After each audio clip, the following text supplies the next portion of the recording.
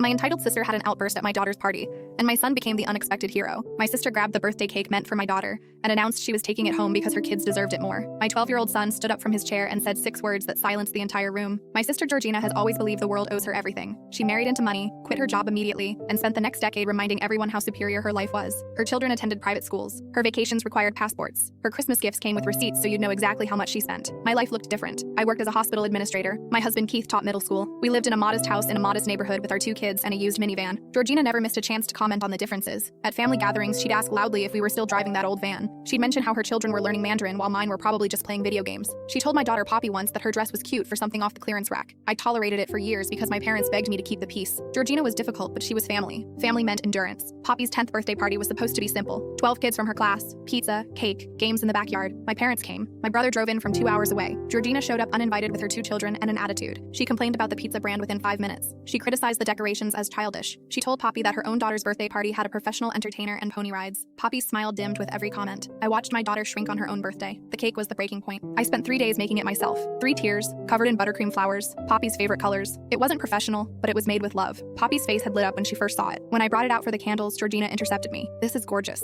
My kids would love this. I'll just take it home. You can get Poppy something from the grocery store. She reached for the cake stand like it was already decided. Georgina, this is Poppy's birthday cake. I made it for her. And she can have a slice. But honestly, she doesn't need all the sugar. Look at her, she's getting chunky. My kids are athletes. They'll burn it off. The room went silent. Poppy's face crumpled. 12 of her classmates stared at the scene unfolding. That's when my son Julian stood up. He was 12 years old. Quiet. Bookish. The kind of kid who avoided conflict and preferred observing from the sidelines. But something in him snapped. Aunt Georgina, you need to leave. Georgina laughed. Excuse me? Little boy, the adults are talking. You just called my sister fat in front of her friends on her birthday. You tried to steal her cake. You've spent the whole party making her feel bad about herself. You're a bully and nobody wants you here. My mother started to intervene, but Julian wasn't finished. Every time you visit, you make my mom cry after you leave. You make Poppy feel poor. You make all of us feel like we're not good enough. But you're the one who shows up uninvited to a kid's party to steal cake because you're too lazy to make one yourself. That's not better than us. That's sad. Georgina's face turned purple. She looked around for support. Nobody moved. My father studied the floor. My brother suddenly found his phone fascinating. Her own children looked embarrassed. I will not be spoken to this way by a child. Julian shrugged. Then leave. She did. Grabbed her kids and stormed out without another word. The door slammed hard enough to shake the windows. The party recovered beautifully. Poppy blew out her candles surrounded by friends who cheered extra loud. The cake was delicious. Julian got extra ice cream. My mother called that night demanding I punish Julian for disrespecting his aunt. I told her he'd said what every adult in the room was too cowardly to say. She hung up on me. Georgina sent a group text announcing she was cutting off our entire family